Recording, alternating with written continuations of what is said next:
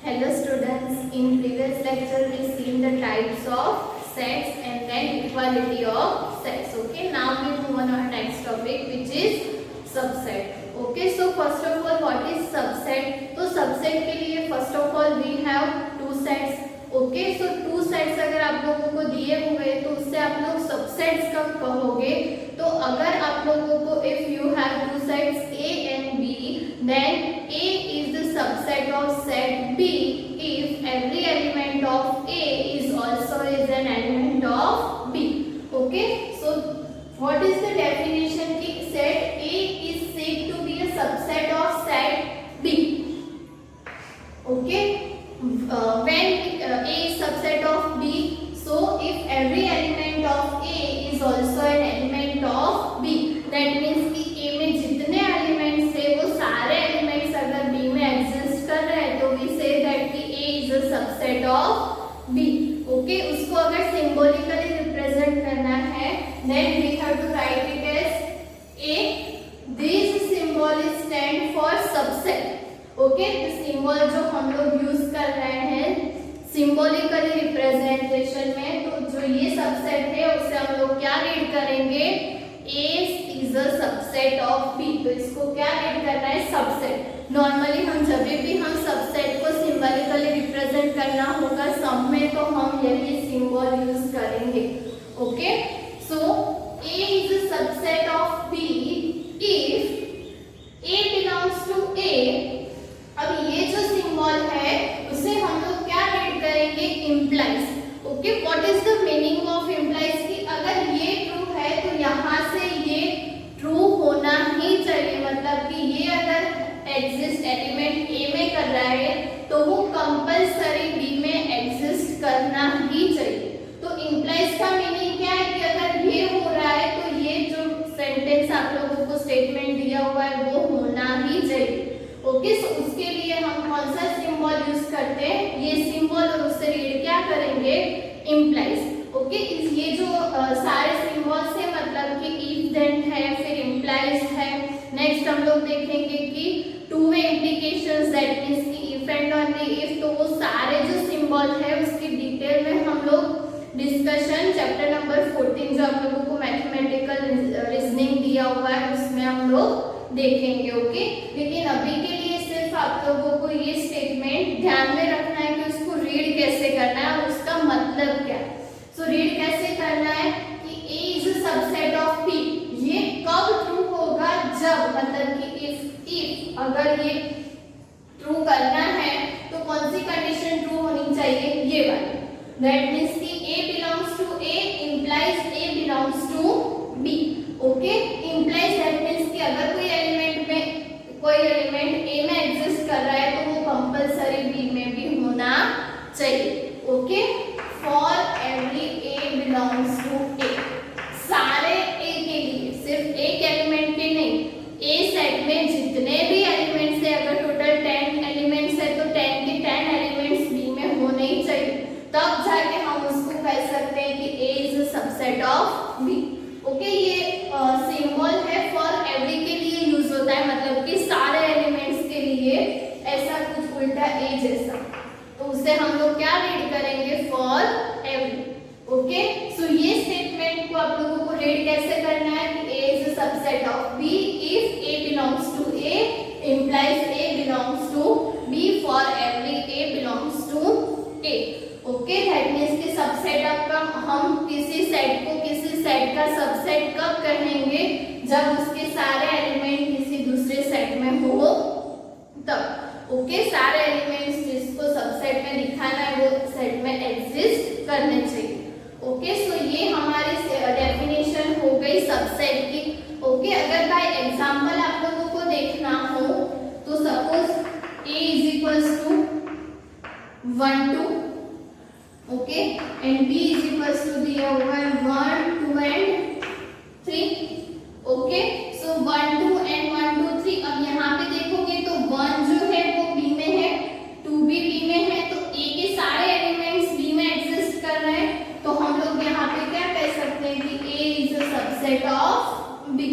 Okay, so कोई भी set के लिए अगर आप लोगों को सबसेट देखना हो तो आप लोग इस तरह से चेक कर सकते हो कि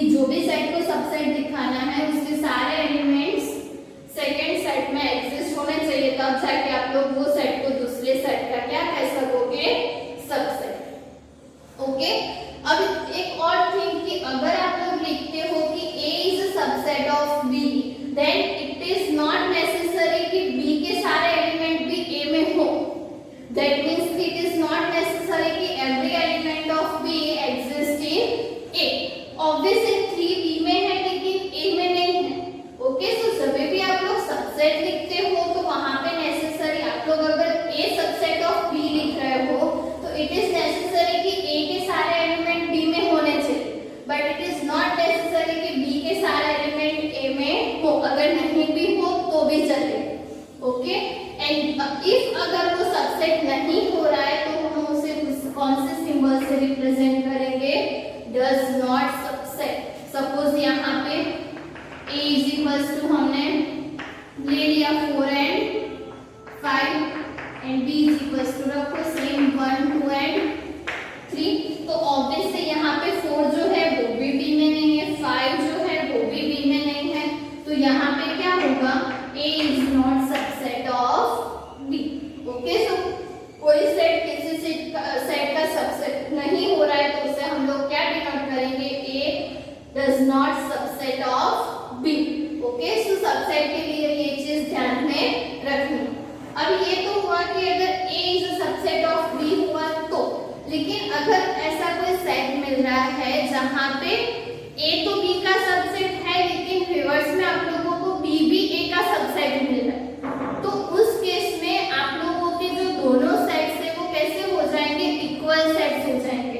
कैसे? तो सपोज आप लोगों को कोई सेट दिया हुआ है A 1 2 एंड 3 एंड कोई सेट B दिया हुआ है कि आप लोगों को सेट लेना है कि odd natural number less than 6। तो odd natural number less than 6 कौन कौन से होंगे? 1 3 एंड 5। ओके, सो यहाँ पे भी वही एलिमेंट कंसीडर कर लो। चलो 1 3 एंड 5, B में भी एलिमेंट्स कैसे मिलेंगे? 1 3 and 5 which is odd number less than 6। तो ये केस में आप लोग देखोगे तो 1 दोनों मतलब कि 1 बी में है, 3 भी बी में है, 5 भी बी में है एग्जिस्ट कर रहा है। उसका रिवर्स देखो कि 1 ए में एग्जिस्ट कर रहा है, 3 भी 3 में एंड 5 भी 5 में। तो इस केस में आप लोग क्या कह सकते हो कि a is a subset of b and b is a subset of a। दोनों जो सेट है वो एक दूसरे के क्या हो रहा है? सबसेट। तो इस केस में अगर आप लोग देखोगे तो दोनों सेट के एलिमेंट कैसे होंगे? इक्वल। यहाँ पे क्या मिल रहा है? 1 3 5 1 3 5। तो अगर आप लोगों को ऐसा कोई सेट मिल रहा है जहाँ पे a सबसेट ऑफ b भी हो रहा है, b is a subset of a हो रहा है, तो उस केस में हमारे जो दोनों सेट्स है वो कैसे हो जाएंगे? Equal sets. ओके, सो वही चीज को अगर हमें सिंबॉलिकली रिप्रेजेंट करना है तो हम लोग कह सकते हैं कि a is a subset of b and b is a subset of a। इसको हम लोग क्या रीड करेंगे? इसको हम बोलेंगे two way implication, that means की इफेक्ट ओनली इफ। उसको अगर आप लोगों को शॉर्ट में लिखना हो तो आप लोग ऐसे लिख सकते हैं IFF। उससे आप लोग क्या रीड करते हैं? If and only if a is equals to b। If and only if का सिंपल मतलब क्या है कि अगर ये हो रहा है तो ये ट्रू ऑब्वियसली होगा, और अगर ये हो रहा है तो ये जो स्टेटमेंट है वो ट्रू होगा।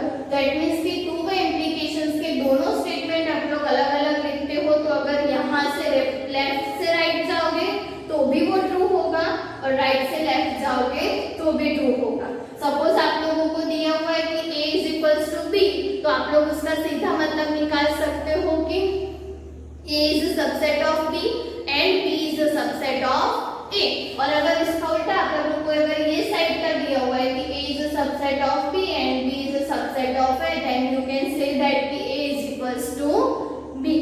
Okay, so two way implications में अगर आप लोगों को कोई स्टेटमेंट दिया हुआ है तो इसका मतलब कि दोनों साइड से वो स्टेटमेंट ट्रू हो रहा है। ओके, लेफ्ट से राइट जाओ या राइट से लेफ्ट जाओ। ओके, सो इक्वालिटी सेट्स की कब होल्ड होगी उसके लिए ये कंडीशन ध्यान में रखनी है। ओके, कि a is a subset of b and b is a subset of a। Okay, next कि हमें कोई पर्टिकुलर सेट दिया हुआ है उसके सबसेट की जब हम बात करते हैं तो सबसेट्स में आप लोगों को कौन सी चीज ध्यान में रखनी है? तो फर्स्ट ऑफ ऑल कि वो जो सेट है वो खुद का ही सबसेट होगा, मतलब कि every set is a subset of itself. क्यों? क्योंकि सपोज आप लोग यहाँ पे देखो a इज इक्वल्स टू 1 2 है ओके, कोई दूसरा वही सेट की अगर मैं बात करूं A इज इक्वल्स टू 1 2, तो 1 2 ऑब्वियसली 1 2 का सबसेट होगा। तो हम लोग कह सकते हैं कि every set is a subset of itself. Okay, so वहां पे ऑलवेज ये कंडीशन होल्ड होगी कि A is a subset of A, या तो B सेट लिखा हुआ है तो B is a subset of B, कोई भी है whatever.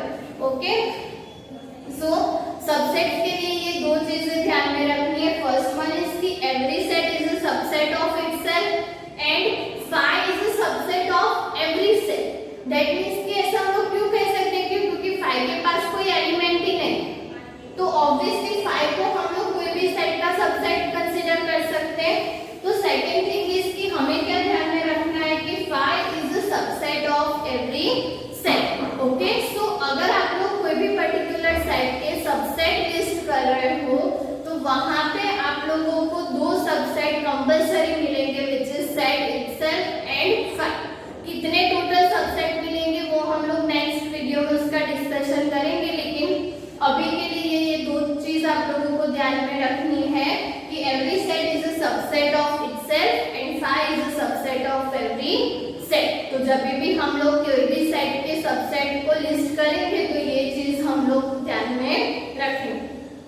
Okay, and last thing कि एक प्रॉपर कंडीशन दी हुई है कि अगर आप लोग दो सेट ले रहे हो A एंड B भी टू सेट्स, देन कंडीशन दी हुई है कि इफ अगर आप लोगों का A is a subset of B हो रहा है and A does not equals to B, that means कि A सबसेट हो रहा है लेकिन दोनों सेट इक्वल नहीं है, तो उस केस में हम लोग A को क्या कहेंगे, प्रॉपर सबसेट, एंड B को क्या कहेंगे, सुपर सेट।